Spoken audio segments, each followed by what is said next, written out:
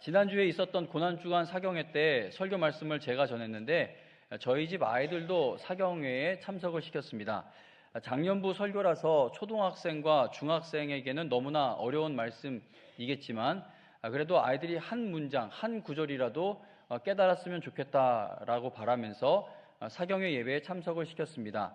오늘 이제 새벽 예배를 마치고 집에 들어갔더니 초등학생인 저희 아들이 할머니에게 할머니, 저는 사경회 설교 말씀을 하나도 못 알아듣겠었어요. 무슨 소리인지 몰라서 예배 시간 내내 창세기서부터 성경 목차를 쫙 외우고 있었다고 합니다. 창세기, 출애굽기, 레위기 하면서 느헤미야까지 외웠다나라고 당당하게 제 앞에서 그런 말을 합니다. 그래서 제가 그 말을 들으면서 기도하게 되는 것은 하나님, 저에게 설교 말씀을 잘 전할 수 있는 지혜를 주시고 저만 지혜를 얻어서는 또 전달이 안 되니까 우리 듣는 성도님들에게도 들을 수 있는 귀가 열리고 지혜를 허락해 주세요라는 그 기도를 드리게 되었습니다. 제 아들놈이 성령 충만한 놈이면 저거 알아들었을 거예요. 저게 아직 또 거듭나고 하나님께 더 가까이 가야 되지 않나 생각을 해봤는데, 농담식으로만 말씀드리는 것이 아니라 말씀 전하는 저를 위해서 기도해 주시고 또 말씀을 들으셔야 하는 여러분 자신을 위해서도 늘 기도하는 마음으로 예배 자리에 나오실 수 있기를 바랍니다. 오늘 새벽 예배와 같은 제목인 부활은 끝이 아닌 시작입니다 라는 제목으로 하나님의 말씀 증거하도록 하겠습니다. 오늘 우리가 읽은 고린도전서 15장 19절에서 사도 바울은 만일 그리스도 안에서 우리가 바라는 것이 다만 이 세상의 삶뿐이면 모든 사람 가운데 우리가 더욱 불쌍한 사람들일 것이다 라고 말합니다. 다른 말로 하면, 조금 더 쉽게 이야기하면, 그러니까 앞에서 말씀 쭉 어떤 맥락에서 이 이야기를 했는지 이렇게 짚어보면, 예수님께서 부활하지 않으셨다면 예수님을 믿고 있는 우리가 이 세상에서 가장 불쌍한 사람들일 수밖에 없다라는 그러한 말씀입니다. 사도 바울은 왜 이러한 고백을 하게 된 것일까요? 그가 부활하신 예수님을 믿음으로 인해서 도대체 얼마나 큰 복을 받았기에 이런 고백을 하게 된 것입니까? 예수님이 부활하지 않으셨다면 우리가 가장 불쌍한 사람들이다. 이걸 뒤집어 말하면 부활하셨기 때문에 우리는 가장 행복한 사람이다라는 말이 될 수도 있는데, 그러면 부활하신 예수님을 믿어서 어떤 복을 받았기에 이러한 이야기를 하게 되었느냐라는 겁니다. 우리가 일상에서 야, 너 없었으면 어쩔 뻔했어. 여러분 교회에서 어느 여행 가고 그럴 때 아이고 권사님 안 왔으면, 장로님 안 왔으면 어쩔 뻔했어요. 너 이번에 여기 참석 안 했으면 어쩔 뻔했어. 이번에 이거 구입하지 않았으면 어쩔 뻔했어 라는 그런 말을 할 때가 있습니다. 자, 그러한 말 속에는 그 사람을 만나서 그 일에 참여를 해서 그 물건을 구입을 해서 너무나도 큰 도움을 받았고 또 손해 볼 만했던 일을 피할 수 있었다라는 그런 의미가 담겨 있습니다. 그렇다면 사도 바울이 예수님께서 부활하지 않으셨다면 우리가 세상에서 가장 불쌍한 사람이 될 것이다 라고 말한 것은 그가 부활하신 예수님으로 인해 어떤 큰 이득을 얻게 되었고 위기를 피하게 되었고 삶이 더 편안해졌기 때문에 이런 고백을 하게 된 것입니까? 예수님 부활하지 않으셨으면 어쩔 뻔했어. 예수님이 다시 사셨기 때문에 내가 이런 복을 받았다. 그런 의미의 말씀으로 들리지 않습니까? 도대체 예수님이 다시 사신 것이 바울에게 얼마나 큰 복을 주고 또 무엇을 이루어 주었기에 예수님이 부활하지 않으셨다면 우리가 세상에서 가장 불쌍한 사람들이 될 뻔했다라는 이러한 말을 하게 된 것입니까? 사도 바울은 부활하신 예수님을 믿게 되어서 일이 잘 풀린 사람입니까? 절대 그렇지가 않죠. 오히려 그와는 반대이죠. 사도 바울이 당했던 일들을 한번 깊이 우리가 생각을 해보면 정말 끔찍합니다. 사도 바울이 겪었던 일들을 한번 오늘의 상황으로 비추어 한번 생각을 해보겠습니다. 자, 고린도 후서 11장을 한번 가볼게요. 고린도 전서 펴고 있으니까 후서 11장 말씀 찾는데 어려움이 없으실 줄로 압니다. 고린도 후서 11장 23절에서 25절 상반절까지 함께 읽겠습니다. 고린도후서 11장 23절부터 찾으셨나요? 고린도후서 11장 23절부터 25절 상반절까지 함께 읽겠습니다. 시작. 그들이 그리스도의 일꾼이냐 정신없는 말을 하거니와 나는 더욱 그러하도다. 내가 수고를 넘치도록 하고 옥에 갇히기도 더 많이 하고 매도 수없이 맞고 여러 번 죽을 뻔하였으니 유대인들에게 40에서 하나 감한매를 5번 맞았으며 3번 퇴장으로 맞고 1번 돌로 맞고, 여기까지 읽습니다. 1번 돌로 맞고, 바울이 자신이 한 10여 년 동안, 약 10년 동안 복음을 전하며 선교 활동을 하며 교회를 세워가느라 당했던 일들을 기록해 놓은 것을 보면 그는 막 구타당하고 또 억울하게 감옥에 갇힌 그러한 일들, 이런 정말 무서운 일들을 많이 당했습니다. 바울이 겪은 고난은요, 한 번만 당해도 평생 트라우마로 남을 만한 일들입니다. 지금 우리가 알고 있는 말씀이고 막 빠르게 읽어 나갔는데 이 일들은 이 중에 하나만 당해도요, 여러분 죽는 날까지 이 마음의 상처로 트라우마로 남을 만한 그러한 일들이라는 겁니다. 매를 맞고, 즉 구타당하고 고문당하다가 죽을 뻔했던 사람은요, 평생을 매우 심각한 트라우마를 겪게 됩니다. 돌에 맞아 죽을 뻔했던 사람은 지나가다가 누가 벽돌만 들어도 막 가슴이 쿵쾅쿵쾅 뛰겠죠. 심하게 맞았던 사람이 있다면. 2011년에 세상을 떠난 김근태 선생님은 1980년대 민주화 운동을 하다가 안기부 지하실에서 23일 동안 전기고문과 물고문을 당했고 심하게 구타를 당했습니다. 고 김근태 선생님은 나는 감옥에 있었던 것이 아니라 지옥을 통과했다라고 자신이 당했던 비참한 일에 대해 표현하기도 했습니다.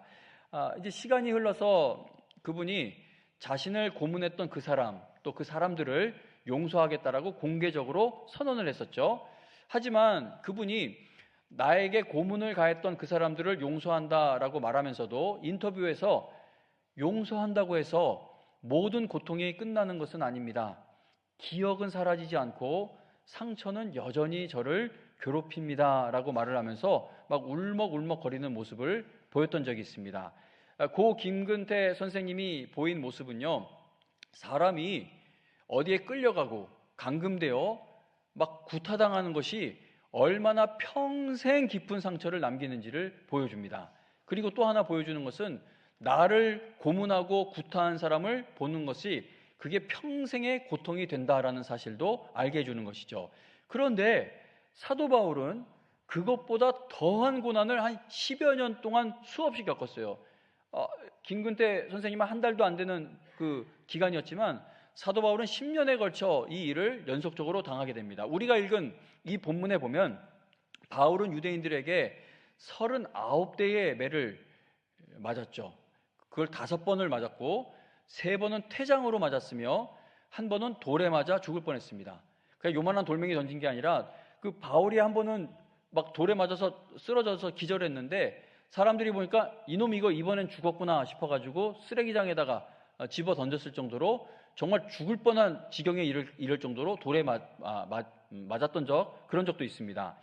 김근태 선생님을 괴롭히는 그런 세력이 있었던 것처럼 바울도 그를 혐오하는 유대인들에게 이 끔찍한 일들을 지속적으로 당했습니다. 그러니까 바울은요, 오늘날로 말하면 이 정치범처럼 취급을 당해서 끌려가고 고문당하고 막 테러까지 당한 겁니다. 더욱더 심각했던 것은 바울이 가는 곳마다 자신에게 고통을 주는 그 세력을 계속 마주해야 했다는 것이죠. 이게 얼마나 힘든 일입니까? 오래전에 나를 고문하고 구타한 사람의 얼굴을 보는 것만으로도 마음이 너무나 떨리고 괴로운 일인데, 김근태 선생님 다 용서한다고 했지만 그 사람을 또 보고 그 사람이 뭐 사과를 했지만 그래도 그 사람을 볼 때 막 그 마음의 괴로움을 어떻게 할 수가 없었던 것처럼 바울은 자신을 따라다니며 괴롭히는 그 세력들과 계속 마주해야만 했습니다. 계속해서 고린도후서 11장 25절 하반절부터 27절까지 한번 함께 읽어보겠습니다. 우리가 돌로 맞고까지 읽었죠.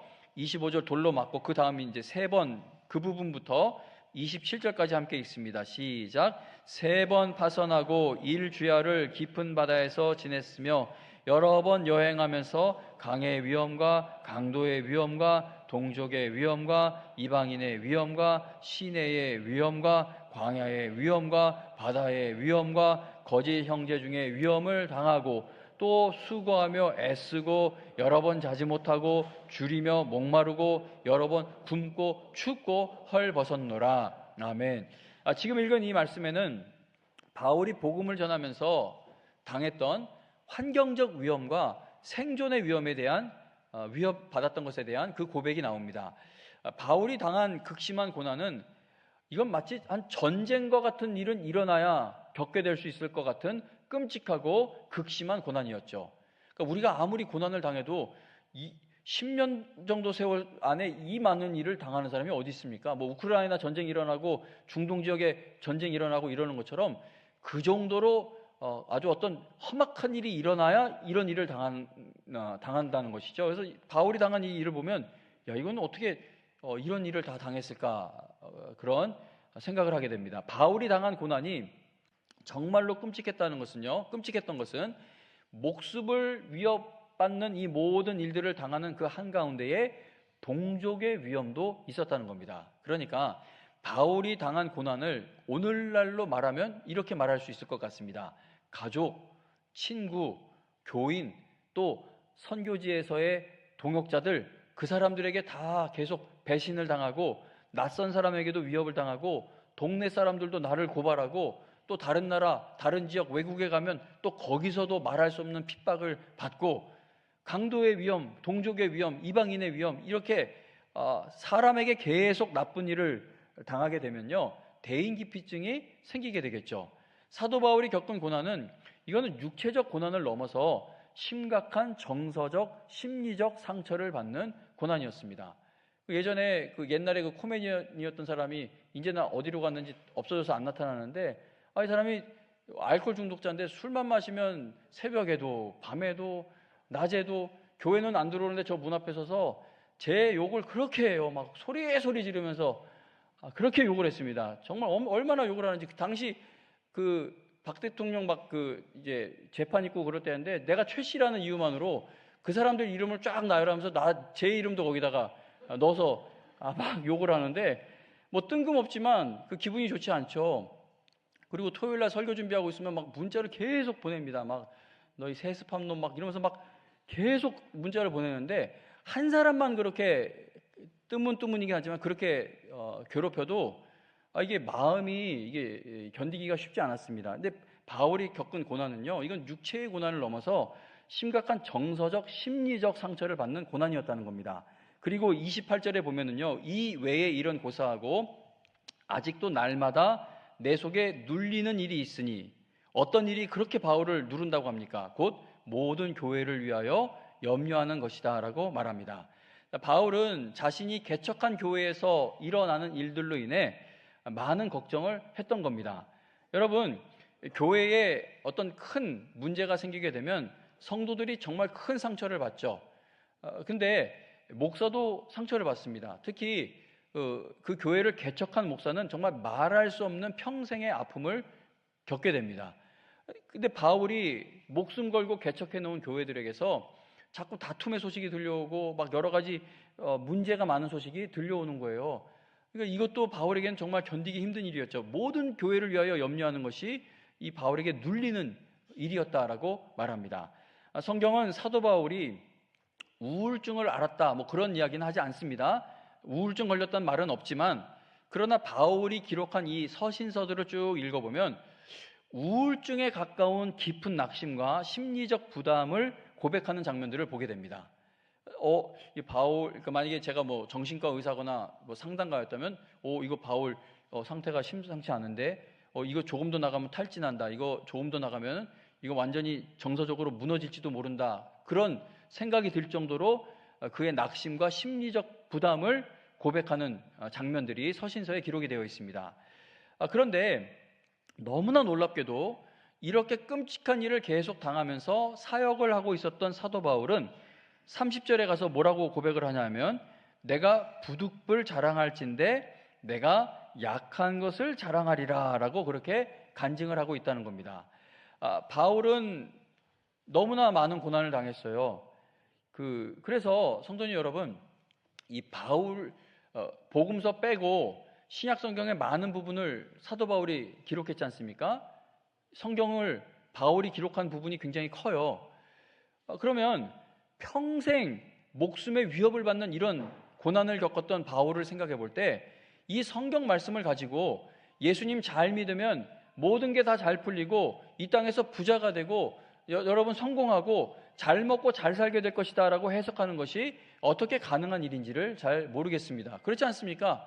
바울이 이렇게 죽을 고생을 당하고 있었는데 그 죽을 고생 당한 사람이 기록한 그 말씀을 가지고 예수님 믿으면 모든 문제가 다 해결된다라는 해석이 어떻게 나올 수 있는 것인지 그게 참 이상하다는 겁니다. 바울처럼 죽을 고생을 계속해서 겪게 되는 사람은 그 모습에서도 고난의 흔적이 나타납니다. 그래서 지금은 팔순자치 가서도 제가 깜짝깜짝 놀라는 게 칠순 아니세요? 라고 아부하려고 물어보는 것이 아니라 여러분 80세처럼 안 보이세요? 여러분 70세처럼 안 보이십니다? 근데 우리 할아버지 할머니 세대, 그 옛날 세대 보면 벌써 50대고 60대면 이제 가실 때가 된 게 아닌가 싶을 정도로 많이 늙었죠. 왜냐하면 고생을 진짜 죽도록 했기 때문에 이게 외적으로도 그 고생한 흔적이 나타나는 겁니다. 그래서 바울처럼 이 죽을 고생을 하면요, 그 외적인 모습에도 고난의 흔적이 나오는 것이죠. 실제로 초대교회 전승 속 바울의 모습은 크고 어떤 멋있는 모습의 사람이 아니라 작고 하도 매를 맞았으니 막 이렇게 구부정하고 고난의 흔적이 몸에 새겨져 있는 모습으로 전해집니다. 생각해 보세요. 이 정도로 얻어 터지고 다녔으면 요즘처럼 병원에 들어가서 성형외과 같은 데 가서 흉터 치료하고 그런 것도 아닐 거 아닙니까? 이런 데 다 찢어졌다가 자연 치유되고 했으면은 그게 상처가 남았을 것도 같고, 그리고 그 하나님이 거두어 가시지 않는 가시가 뭔지 모르겠어요. 어떤 간질병이라고 또는 이 눈병과 관련된 거라고 그렇게 해석들을 하는데, 그런 걸 종합적으로 생각해 봤을 때 너무 고생하라고 너무 얻어 터지고 다니고 해서 이 몸이 이렇게 구부정했을 것이다라고 생각하는 사람들도 있을 정도입니다. 그러니까 성도님 여러분, 이 정말 좀 죄송스러운 표현인데 바울은 예수 믿어서 망한 사람이죠. 이게 원래 얻어 터지고 다니던 사람이 아니라 누구 때리고 다니던 사람이고 잡아다 죽이던 사람이 바울인데 예수님 믿고 인생이 이렇게 돼버린 겁니다.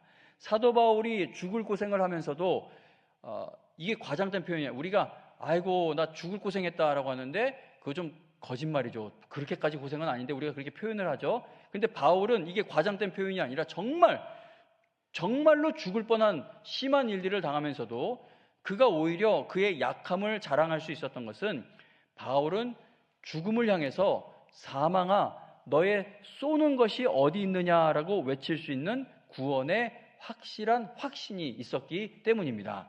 자, 그러면 그 놀라운 확신이 어디로부터 온 것입니까? 예수님께서 부활하셨다라는 것을 믿는 그 믿음으로부터 온 것입니다. 그래서 바울은 예수님이 부활하지 않으셨다면 우리가 세상에서 가장 불쌍한 사람들이 될 것이다 라고 말씀한 겁니다. 죽을 고생하게 만드는 일들이 바울을 멈추게 하지 못했던 것은 그는 죽음을 향해 나아가고 있었던 것이 아니라 부활하신 주님께서 주신 영원한 생명과 부활의 영광을 향해 나아가고 있었기 때문입니다. 예수님이 십자가에서 죽으셨을 때 제자들은 모든 걸 다 포기했죠. 그리고 다 흩어졌습니다. 그래서 제자들은요, 만약에 예수님이 부활하지 않으셨다면, 십자가에서 죽으신 것으로 끝나셨다면 이 세상 어떤 거에도 소망을 둘 수가 없고 우리가 아무리 열심히 살아도 의미가 없다라는 사실을 철저히 깨달았던 사람들입니다. 왜요? 그 사람들은 예수님이 십자가에서 죽으시고 예수님이 이제 죽으셨구나라고 생각했을 때 인생이 얼마나 허무하고 이제 무엇에 소망을 둘지 알지 못하는 그 짧긴 하지만 그 시간을 통과해야 했기 때문입니다. 멋진 신앙의 고백을 하고 주님을 따르기 위해서 모든 걸 다 버렸어도 예수 그리스도께서 부활하지 않으셨다면 그 모든 헌신과 충성이 다 쓸데없는 일이 된다는 겁니다. 예수님께서요, 이 땅에 인간의 몸을 입고 오셔서 아무리 큰 기사와 이적을 행하셨고 심지어 대적하는 자들조차도 저거는 하나님이 아니시면 할 수 없는 일인데 예수가 저 일을 행한다라고 놀랄 정도의 큰 기사와 이적을 행하셨고 하늘나라 복음을 담대하게 선포하셨어도 십자가에서 죽으시고 나서 부활하지 못하셨다면 그게 다 소용없는 일이 되어버리고 의미 없는 일들이 되어버린다는 겁니다. 근데 오늘날에도 부활하신 예수님을 만나는 성도들은요, 이 땅에서 겪는 모든 일들 가운데 믿음으로 견뎌내며 영원한 나라를 향해 나아갈 힘을 낼 수가 있게 됩니다. 왜냐하면 부활하신 주님이 살아계시기 때문에, 살아계신 주님이 우리와 함께 하시기 때문에 우리가 당하는 이 고난조차도 의미가 있게 되는 겁니다. 제가 지난 몇 년 동안 이 설교 시간에 2번, 어떤 이야기는 3번, 어떤 이야기는 많게 4-5번까지 말씀드렸던 이야기들을 한번 다시 또 말씀을 드려볼게요. 한번 이 이야기들을 한 번 더 한번 생각을 해볼 수 있기를 바랍니다. 지난 2020년 11월에 팀 첼리스라는 캐나다 목사님이 대학교를 다니고 있던 아들이 갑자기 죽게 된 슬픈 소식을 알리는 글을 SNS에 올린 적이 있습니다. 그 아들 사진하고 이제 소천했다는 소식을 올린 적이 있는데, 첼리스 목사님은 하늘나라에 간 그 아들을 My dear son, my sweet son, my kind son, my godly son, my only son. 그러니까 아들 이름 앞에다가 그 온갖 그 사랑하는 마음을 담은 수식어를 붙여서 내 이러한 아들, 내 이러한 아들, 내 사랑하는 아들, 내 너무나 귀한 아들, 내 하나밖에 없는 아들, 그렇게 부르며 자신의 슬퍼하는 마음을 숨기지 않았습니다. 팀 목사님은 기독교 작가이기도 하며 또 이분이 쓴 책이 국내에도 번역되어 출간되기도 한 적이 있는데, 이 팀 찰리스 목사님은 지금까지 글을 써오면서 아들의 죽음을 알려야 하는 이번처럼 어려웠던 적은 없었다라고 그렇게 고백까지 했습니다. 이 목사님과 사모님은요, 울고 또 울고 더 이상 나올 눈물이 없게 될 때까지 울었다고 합니다. 팀 목사님은 천국 소망을 이야기하면서도 앞으로 이 땅에서 살아가는 날 동안에는 다시 만나게 될 아들을 그리워하는 날들이 있게 될 것이고, 그러니까 천국 소망은 있어요. 하지만 그 천국에서 다시 만나기 전까지는 이 땅에서 사는 동안에는 어느 때는 정말 너무나 보고 싶어 미칠 것 같은 그런 날들도 있게 될 것이고, 너무나 보고 싶어서 잠 못 드는 날도 있게 될 것이다 라고 그걸 인정을 합니다. 그런데 이 목사님이 그런 슬픔, 아픔, 또 그러한 외로움의 날들이 있을 것을 인정하면서도 하는 말이, 비록 지금 우리 부부의 마음은 방황하며 깨졌지만 그러나 우리의 소망은 여전히 견고하며 우리의 믿음은 여전히 우리와 함께하고 있습니다. 저희 아들은 이제 본향에 있습니다 라고 천국의 소망을 말하며 글을 마무리 짓습니다. 그리고 최인필 황삼준 선교사님 첫째 따님 소천한 이야기는 뭐 벌써 여러 차례 말씀을 드렸는데, 30대 중반의 딸이 소천한 후 이제 장례식을 다 마치고 이 목사님 내외분이, 목사님 사모님이 여러분께, 영광교회 성도님들께 보내드린 그 편지 내용 혹시 기억하십니까? 여러 번 읽어드렸는데 한 번 더 좀 요약을 해서 읽어드릴게요. 사랑하는 나의 형제 자매들이여, 너무 슬퍼하지 마십시오. 이건 우리가 목사님께 해드려야 할 말인데 목사님 사모님이 여러분에게 너무 슬퍼하지 마세요. 우리에게는 2가지 큰 소망이 있으니 말입니다. 첫 번째는 영혼의 소망입니다. 그것은 우리가 이 세상을 떠날 때 우리 불멸의 영혼은 그가 왔던 곳, 곧 하늘의 아버지께로 돌아갑니다. 나도 곧 그 뒤를 따라 하늘에 올라간 딸을 만날 생각을 하면 오히려 마음이 가뿐합니다. 2번째는 무덤에서 잠자는 육체의 소망입니다. 비록 육체는 썩고 한 줌의 흙으로 돌아가지요. 흙에서 온 것은 흙으로 돌아가라고 주님이 말씀하십니다. 그러나 우리 주님이 우리 앞서간 성도들을 데리고 구름 타고 공중에 재림하시는 날, 우리 육체들은 무덤을 깨뜨리고 부활하여 변화된 몸으로 공중에 올라가 주님을 배웁는 것입니다. 그러니 사는 것이나 죽는 것이나 이 세상 그 어떤 것이라도 우리의 2가지 소망을 소멸하지 못하고, 그래서 우리는 이 세상에서 가장 행복한 사람들임에 틀림없습니다. 그리고 마지막에 이렇게 올림이라는 글을 이렇게 써요. 2011년 10월 17일 스라의 빈소에서, 그러니까 딸의 빈소에서 최인필 황삼순 선교사 올림. 저하고 동갑인 친구 목사가 있습니다. 저하고 같은 나이에 친구 목사가 오래전에 막내딸 장례식을 치르게 되었어요. 막내딸 막 그 작은 애를 수술도 해보고 했는데 결국 살지 못하고 죽어서 소천에 생명을 잃게 되어, 그 막내딸 장례식을 치르고 나서 자신에게 어떠한 믿음의 싸움이 있었는지 시간이 좀 흐른 후 자기 교회 성도님들에게 이렇게 글을 올린 적이 있습니다. 제가 읽어드릴게요. 7년 전에 막내딸 라빈이 장례식을 치르고 나서 제일 걱정이었던 게 주일 예배를 어떻게 인도하나 하는 것이었습니다.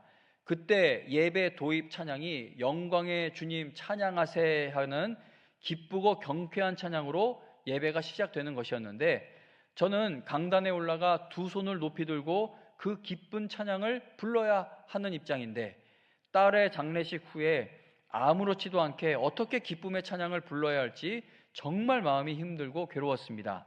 그렇다고 목사가 예배 인도를 하지 않고 도망갈 수도 없고, 늘 부르던 공적 예배 찬양을 내 사적인 감정으로 인해 다른 찬양으로 바꿀 수도 없지 않습니까? 그런데 하나님께서 제 마음을 장례식 이후 며칠 동안 새롭게 바꾸어 주셨습니다. 그리고 주일에 기쁨의 얼굴로 하나님을 찬양하며 예배를 인도할 수 있게 되었습니다. 우리의 소망이 우리 눈에 보이는 이 땅의 것이 전부라면 그렇게 할 수 없었을 것입니다. 그러나 우리의 믿음과 소망은 생과 사를 뛰어넘는 영원한 것에 있기 때문에 그것이 가능했던 것이죠. 그리고 완전히 회복되었고 천국의 소망을 이렇게 성도님들에게 나누게 되었습니다. 자, 시간이 많이 갔기 때문에 더 읽어드릴 수는 없는데, 그 이동원 목사님 둘째 아들 이범 집사님 대장암 4기 진단받고 투병 중에 42세 나이로 하나님의 부르심을 받았던 그 일들도 아시는 분들이 많으실 줄 아는데, 아들이 죽으니까 너무 슬프죠. 근데 이동원 목사님이 10가지 감사의 고백을 이렇게 기록했죠. 2가지만 읽어드리자면, 아들이 지독한 암의 통증에서 되었으니 감사합니다. 그리고 영광의 나라 천국에 입성하여 감사합니다. 이렇게 쭉 10가지 감사의 기도를 올렸습니다. 2013년에 릭 워렌 목사님, 진짜 유명하죠. 그 목적이 이끄는 삶, 그 책 유명한데, 릭 워렌 목사님 막내 아들이 27살 나이로 스스로 생을 마감했습니다. 그런데 이 아들은 태어났을 때 아주 어린 시절부터 우울증 정신질환을 알아오다가 27살 나이 됐을 때 결국은 그걸 이기지 못하고 생을 마감한 거예요. 릭 워렌 목사님 그 이제 간증하는 거, 인터뷰하는 거 들어보면, 제가 영어로 들어서 이렇게 정확하게 인용해서 말씀을 드릴 수는 없는데, 근데 목사님 말씀이 아들 그렇게 소천했을 때 마음이 만갈래로 찢어지는 거, 쪼개지는 것 같은 무너진 거죠, 속이. 너무 말할 수 없는 슬픔에 잠겼었던 것을 이야기를 하는데, 그런데 오히려 그 슬픔 가운데 또 하나님께서 새롭게 맡기시는 일을 발견하고 또 이 일로 인해서 하나님을 더 깊이 만나게 되었다, 그렇게 간증한 이야기가 있습니다. 이것 말고도 더 많은데 이제 시간이 다 되었어요. 성도님 여러분, 이런 일들은 생각해 보세요. 이런 일들은 돈을 얼마나 가져야 이런 간증을 할 수 있는 믿음이 생길 수 있겠습니까? 우리가 얼마나 건강해야 이런 고백을 할 수가 있겠습니까? 사도 바울은 돈도 없었고 건강도 없었고 인기도 없었어요. 그런데 우리가 오늘 읽은 이런 말씀에 고백을 할 수 있었던 것은 부활하신 주님이 그와 함께 하셨기 때문인 것이에요. 그리고 지금 읽어드린 이 최인필 목사님, 제 친구 목사, 이동원 목사님, 리고렌 목사님, 이런 여러 사람들의 이 이야기, 그리고 새벽 기도 시간에 말씀드렸던 그분들의 이야기, 이게 다 보면은 부활하신 주님을 만났기 때문에 마음에 얻게 된 믿음이고 평안이라는 겁니다. 오늘 새벽 예배와 똑같은 말씀으로 설교를 마치겠습니다. 성도님 여러분, 예수님의 부활은 단지 옛날 이야기이거나 상징이 아닙니다. 부활하신 주님을 만난 성도는 어떤 상황에서도 믿음으로 살아갈 수 있는 힘을 낼 수 있게 됩니다. 부활은 단지 죽음만 이기고 끝난 사건이 아니라 절망 속에 있는 자들을 늘 회복시켜 주시는 하나님의 능력이라는 겁니다. 우리가 일요일을 주님의 날, 즉 주일로 지키는 이유는 예수님이 부활하신 날이기 때문인 것이죠. 예수님이 십자가에서 죽으시고 끝나버린 분이라면 우리가 일요일을 주일로 지키며 예배드리는 것이 아무 의미가 없어요. 우리 이날 주일로 부르지 말고 그냥 일요일로 불러야 할 겁니다. 죽은 분에게 예배드리고 기도드리고 죽은 분을 위해서 헌신하고 헌금하는 것이라면 그것만큼 쓸데없는 짓이 세상 어디에 있겠습니까? 그런데 그분은 다시 사셨다는 겁니다. 오늘 읽은 고린도전서, 우리가 새벽에도 읽고 오늘 이 시간에도 읽은 고린도전서 15장 17절에 보면은, 고린도전서 15장 17절에 보면 그리스도께서 다시 살아나신 일이 없으면 너희의 믿음도 헛되고 너희가 여전히 죄 가운데 있을 것이다 라고 말씀합니다. 19절에 가서는 만일 그리스도 안에서 우리가 바라는 것이 다만 이 세상의 삶뿐이면 모든 사람 가운데 우리가 더욱 불쌍한 사람들일 것이다 라고 말씀합니다. 예수님이 부활하지 않으셨다면 우리가 가장 불쌍한 사람들이 된다는 것이죠. 하지만 감사하게도 이어지는 고린도전서 15장 20절에 가서 보면은 이어지는 고린도전서 15장 20절의 말씀처럼 예수 그리스도께서 죽은 자 가운데서 다시 살아나셔서 잠자는 자들의 첫 열매가 되셨기 때문에 우리는 부활하신 주님의 살아 역사하시는 그 기이한 은혜 가운데 살아갈 수 있게 된 것입니다. 성도님 여러분, 부활은 끝이 아니라 시작인 것이죠. 만일 신앙생활에 점점 힘을 잃어가고 있거나 여러분들이 믿음으로 살아가는 일에 있어 담대함이 사라지고 있다면 그것은요, 돈이 없어서도 아니고 하는 일이 안 돼서도 아니고 건강이 사라지고 있기 때문도 아니라 아직까지 부활하신 예수님을 인격적으로 만나지 못하고 있기 때문일 가능성이 매우 높다는 겁니다. 그러므로 성도님 여러분, 어떤 나의 생활에서 흔들리는 고통을 주는 일이 있다면 그거 하나님 해결해달라고, 고쳐달라고, 이루어달라고 기도하셔야죠. 그러나 그 기도보다 앞서 있어야 하는 기도는 하나님, 저는 정말 예수님을 만난 사람입니까? 나는 이 일주일에 한 번 이 교회 와서 드리는 이게 일요일 예배입니까? 주일 예배입니까? 내가 주여 주여 부르시는 그 주님은 나에게 부활하신 주님, 나에게 영원한 생명을 주신 주님입니까? 이 기도가 먼저 있고 그 다음에 기도가 있기를 바랍니다. 여러분 모두 부활하신 예수님을 진정으로 만나는 성도들이 되어 말씀을 깨닫는 은혜, 사명이 회복되는 은혜, 믿음이 회복되는 은혜를 풍성히 누리며 살아계신 그 주님을 위해 끝까지 쓰임받는 인생들 되실 수 있기를 주님의 이름으로 축원합니다.